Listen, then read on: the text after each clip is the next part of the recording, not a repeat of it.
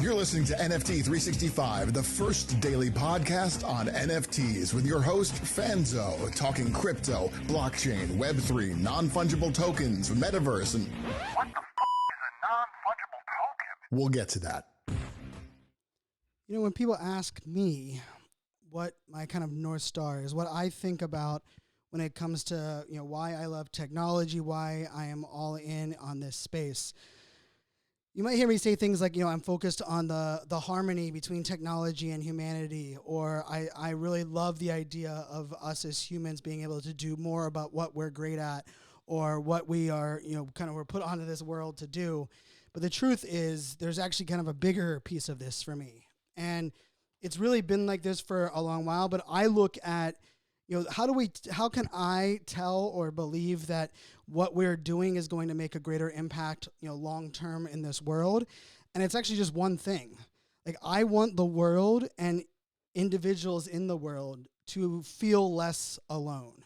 That I believe that with more technology or more connectivity that we have in the world, somehow we've actually become more isolated and oftentimes feel more alone. And on this episode, I'm going to dial into why, well, you're doing better than you think you are, and some of the mindset hacks that can kind of help us get through a lot of these hurdles. And truthfully, they're ones that I've had to use as of recent as well. Of course, before we get in that, definitely give a shout out to our sponsor, Crypto Business Conference. If you're looking to level up or maybe just, you know, kind of increase your ability to talk about all things Web3, crypto, NFTs, metaverse, and of course, things like creator coins and where all of these things kind of come play together, definitely check out the Crypto Business Conference. Now, we have to give a shout out for our mint, and we're not going really far back on this one. And it might be one of my favorite art pieces that I've minted in a long while. And she just happens to be a past guest of the podcast. And so Amanda, who goes by Illustra Amanda or Illustrator Amanda, and it's shrunk down there, launched her project, which is known as the Fenix project. And for those that remember that episode, she was actually the original artist that it was discovered that the original artist of Crypto Chicks was actually using her art to build that original collection. And they were able to come together as two communities. There's a new team involved with Crypto Chicks, and we were able to bring Maddie on. And Amanda joined us with her translator on the podcast. And I just loved her vision. I love, you know, I'm a huge fan, not really the underdog story. It's more of like the, wow, thank God for Web3, because let's face it, in Web2, actually since the beginning of time, artists have had their things copied and ripped off and taken advantage of. And not only was Amanda not aware of that, but once she was able to come on board, and she's been kind of teasing out this collection that she's had for a good while. And I will tell you, I mean, not only did we mint one for the collection, but I minted like 5, and then I wanted more, and I minted 5 more, and it actually just sold out. It sold out in less than about 18, I guess it was probably like 18 hours, I think, total, or maybe right around that 24-hour mark. So big shout out to her and the entire team over there. But I just love, you know, the art is really dynamic. And actually one of the things that I was looking at is like, what about this art, other than the fact that she's a talented artist, what about it stands out for me when I'm looking at like traits and properties? Because, you know, everything from eye color to one eye open, one eye closed, you know, some have horns, some have wings, some have long hair, short hair, whatever that may be. But yeah, I'm absolutely addicted to this collection. Love the colors that were used. So much of this is just really something, you know, vibrant. And we got a really cool one for the collection as well. So excited to have Amanda in the collection, and excited for artists. You know, for me, this is an example that I think we can all look towards, right? When you feel, when something bad happens, or you are made aware of someone, you know, stealing something from you, you don't even understand what possibly could come out of it, right? She wasn't familiar with NFTs, knew nothing really of this space. And yet, because she was notified about this, it opened a door. She just launched a 5,000 plus piece collection, and it sold out in 18 hours. I mean, to me, that's not even an underdog story. That's like the inspiration story that we can kind of bleed off of this. And I say that because, you know, there is a lot of, FUD and negativity going on in the space right now. And, it's hard to kind of get away from that, right? And it's easy to be consumed. And I like that, these two aren't exactly the same, but, all of us remember early on in the pandemic, and I don't know if you were like me, but early on in the pandemic, I could not stop watching the news. Like, I would flip between CNN, CNBC, Fox News. I would be on Twitter. I would have YouTube videos live streaming, and I was just like consumed by every ounce of it, right? It was something that had never happened in our lifetime before. But there came a point, and I think many of us, we either recognized the point or we got to a point of no return and realized, okay, we need to throttle in what this energy is that we're bringing in. But there's only so much that we can handle, especially of things that are outside of our control. And I for one can be very frustrating. I can tell you it's frustrating me like no other, right? Like, I believe we are putting out better content, more dynamic content. Our videos have increased. Our backgrounds are different now. Our guests are world class. And for me, these are all the things that we've been building upon since we launched the podcast. But unfortunately, the market's down, right? So that means less people looking for podcasts, less people wanting to consume educational content.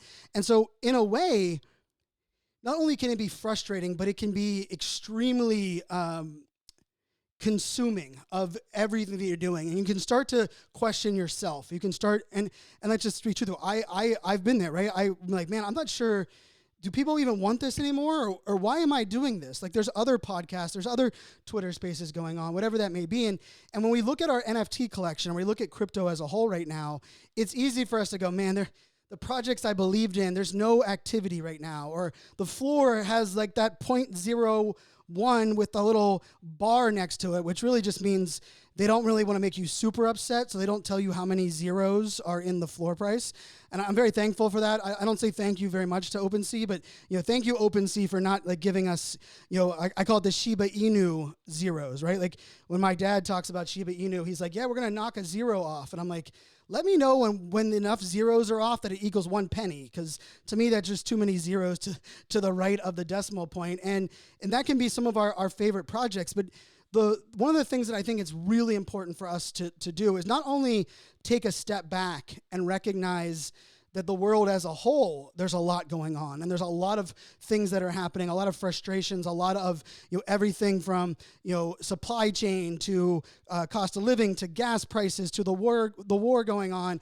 Of course, continued pandemic side effects, but we also are going through a time where we are forced now to like re-examine what are the jobs that we like, what are the things that we like to do. And I know I've been talking to a lot of my friends, and they are like, Brian, I finally was forced to stop, and now I don't want to go back to work to where I was working before, but I had a certain style of living, and that cost a lot of money, and now I'm stuck in this like weird mental spot where like, how do I manage that? And for a lot of people, it's things that we've never dealt with before. And so I say all that because it's important to take a step back. The other things is important to do is just to remember that we can't be comparing ourselves to 1 month ago, 3 months ago, 6 months ago.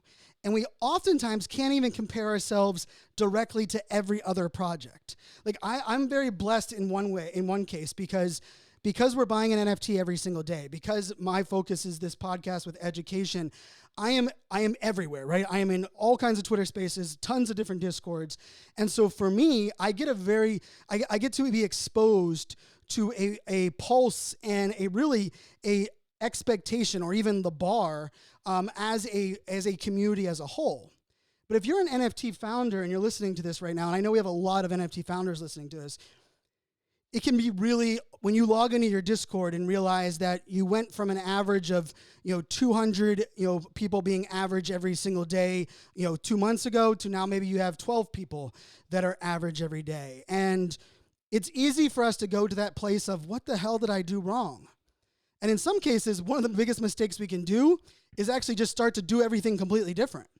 Because one of the things we just have to own and recognize is that a lot of this is outside of our control. But at the same time, a lot of just is like a perfect opportunity for us to think about ways that we can really do what people want, right? Like, in this moment, the people that are here, the people that are active in your Discord, I don't care if you have 4 people active in your Discord, those 4 people are there for a reason. rather than us believing like, oh man, I have to change everything I'm doing, why not double down and have the conversation with those 4 people and recognize, okay, what can we do to serve you? And I think this also kind of can be a kind of a ripple effect across how we manage expectations of what we are going to do moving forward. And that can include the NFT projects that we're buying. I think this is one that is really sad, is that, just because a project sold out in December does not mean that same team with the same marketing and the same audience is going to sell out in August by doing the same things.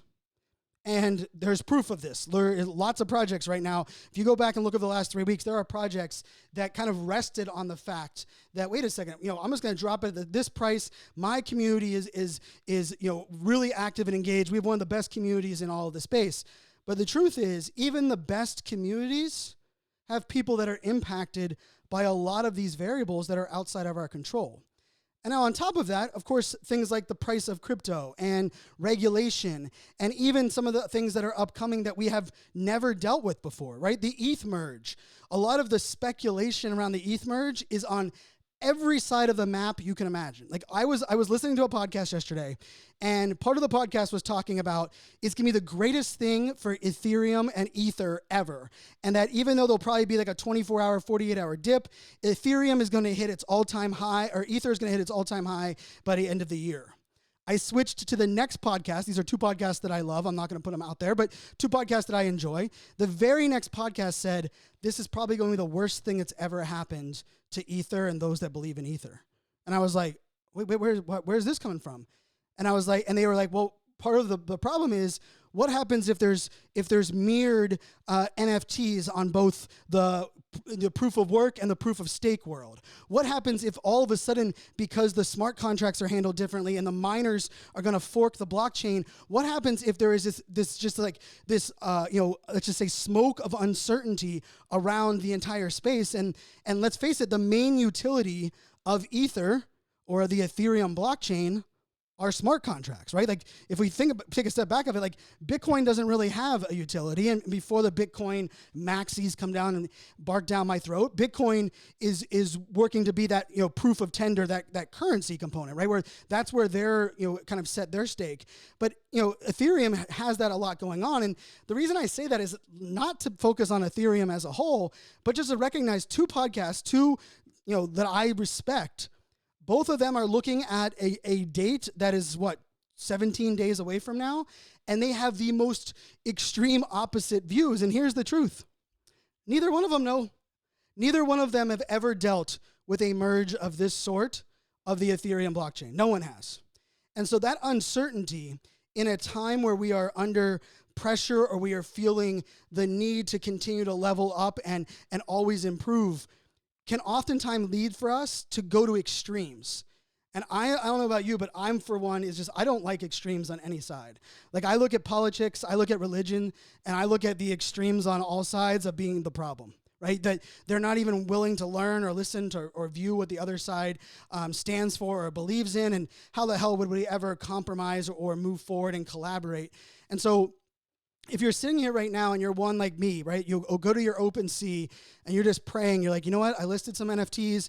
I just hope one of them sold. And you just scroll down your activity tab, for those that know where the activity tab is, and you scroll down the activity tab, and then you realize, like, wait a second, all these just say no longer listed. And there's no transfers, there's no sales. And you're like, damn it. So then you're like, wait, should I relist it for less? And now you're like, I'm really going to take a bath on this. I'm really going to lose some money. And I will tell you, one of the things that I just did recently was I moved a couple of my NFTs that I was looking to sell. I moved them to my hardware wallet, and with the clear idea of I'm not going to touch them until October. I just made the idea that you know what, Brian, it's not doing me any good. I'm not going to, even if I sold it for a little bit less than when I listed it for it recently, I wouldn't feel good about it. And even that liquidity isn't going to open up a door for me in a way that I would need it in this space. And so I say that because it's so easy for us to look at those type of things. The other things we can look at is like the must be nice mindset, right? And this is one of my things that we really have to work to get through, right? Where, I didn't get picked on the Utes list that was going on. Utes is a NFT project that is put on by the D-Gods community, which has a great reputation, and they did their entire marketing differently. And I tip my hat to anyone that's involved in that team. This is the best marketing pivot since Goblin Town, in my personal opinion.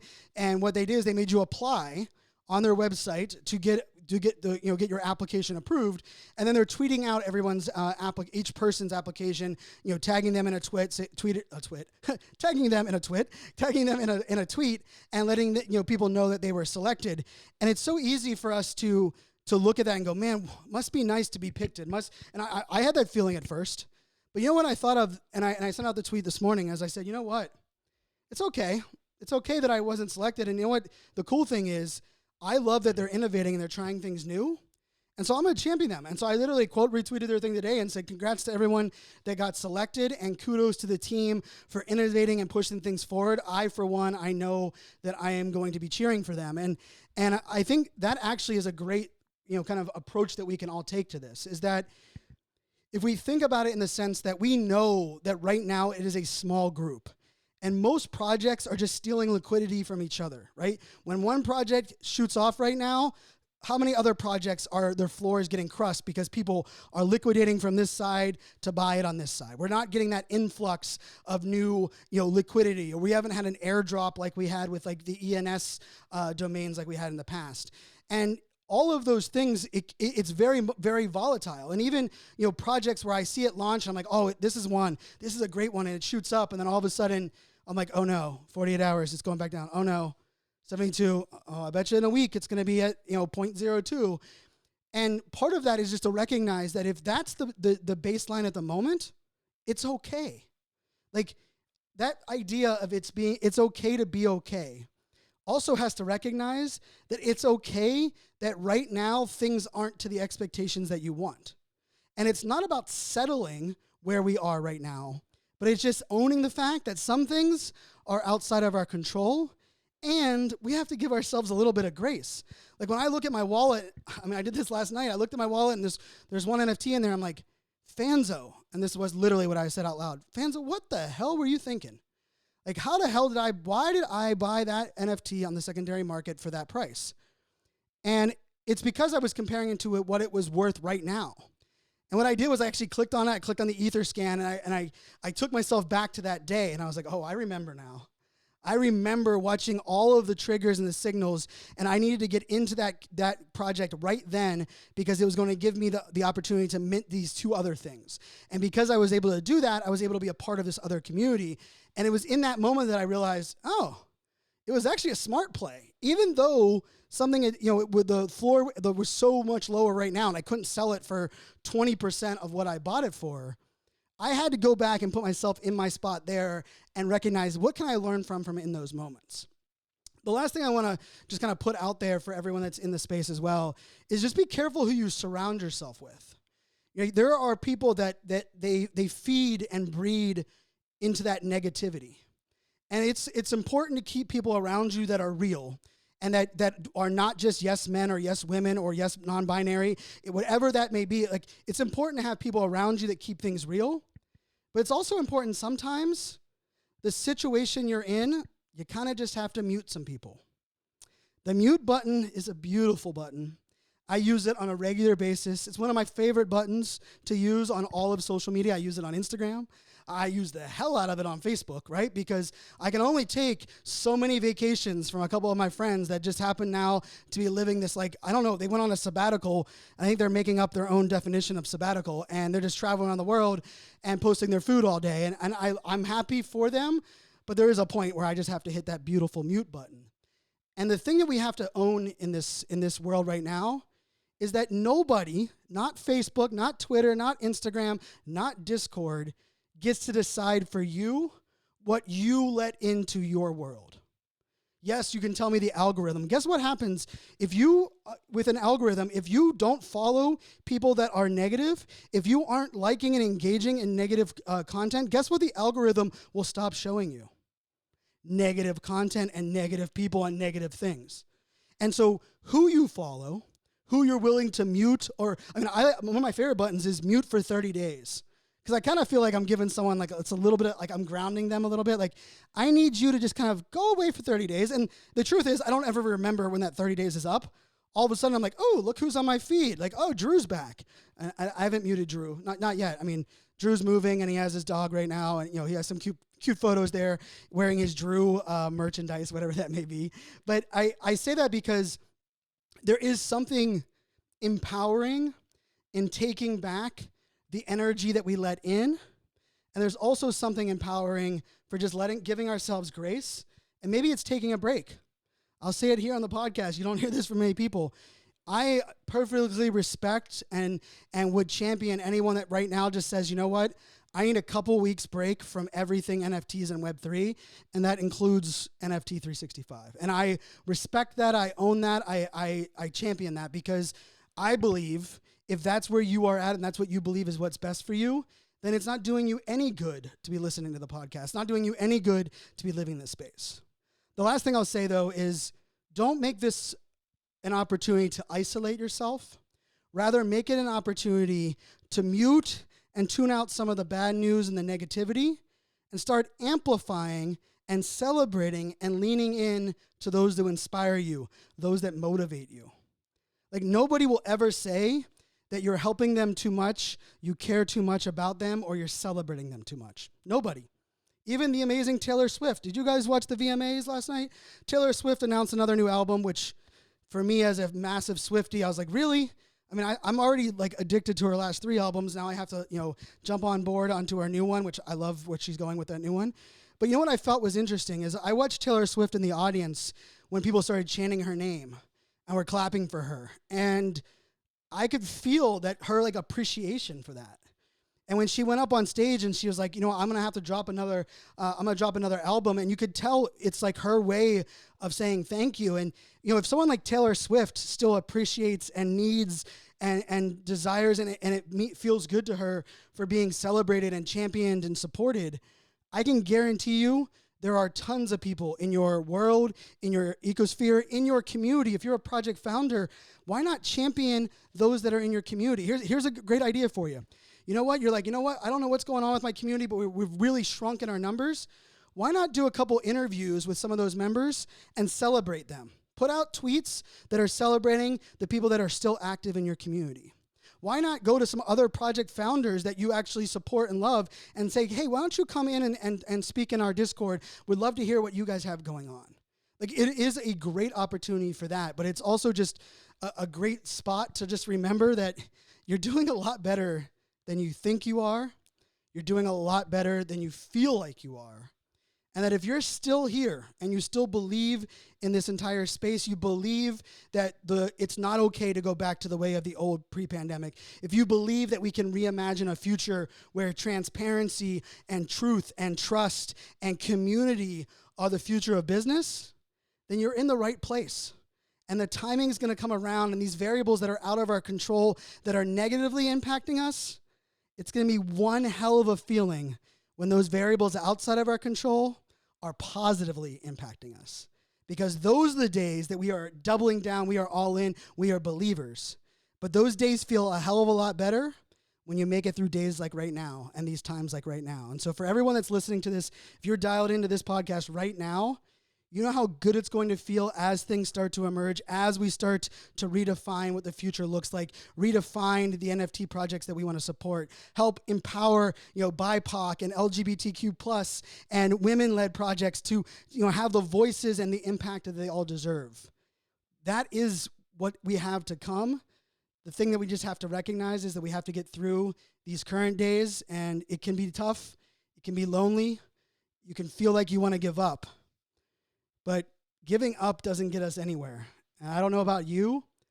I haven't stopped believing in what's possible, and I haven't stopped believing in the idea that we can reimagine a future that can really change the way we look at every aspect of our lives. Of course, I want to give a shout out to our sponsor, Crypto Business Conference. It is happening in beautiful San Diego, or I sometimes call it Sun Diego, even in our show notes the last couple episodes. And hey, it's just being transparent. That's kind of how I work. And it's, I love the lineup of speakers. They're not only some of my really close friends, but some of the best speakers as presenters that you're going to see in the NFT space, right? And I think there is something to be said about that shared experience, right? I love the idea of going to an event, not just because of the speaker, but because when I go into the hallway, everyone in the hallway just watched the same speaker I did. And we now have that like bonding and that, co-creation, co-collaboration component available to us. So definitely check them out, socialmediaexaminer.com/NFT365. And I will leave you with this. For those that are watching on YouTube, you can see it, but my shirt just says, we are all human. Every single one of us, no matter your race, your religion, your sexual orientation, your job, no matter how many Bored Apes you have or how many Bored Apes you don't have, we are all human, and we all have to recognize that together we're going to do bigger things together, and alone we go down places that we don't need to go. And so I will say, our mantra here, of course, is we is greater than me. And part of that we is just, recognizing that, in times like this, it's a great time to reach out to others. So if you are listening to this the whole time, you're like, you know what? I'm not negatively impacted. I've been rolling. I'm ready to go. I understand all this. I've been here before, Brian. I've been in crypto since 1975, whatever you've been in crypto from, because I always like to hear that. If you're feeling the other way, do us all a favor and reach out to someone. Reach out to someone each day and just check in on them. See what you can do to help them. And oftentimes, just letting them know that you care about them is all they need to keep going. And I think if we can each do that, we can each take it upon ourselves to reach out to just one person and let them know, hey, I see what you're doing. I believe in what you're doing, and just keep on keeping on. I think we can help each other kind of get through these days, these down days, these bear markets, and we have this future ahead of us. So until tomorrow, my friends, make it a great day. Cheers.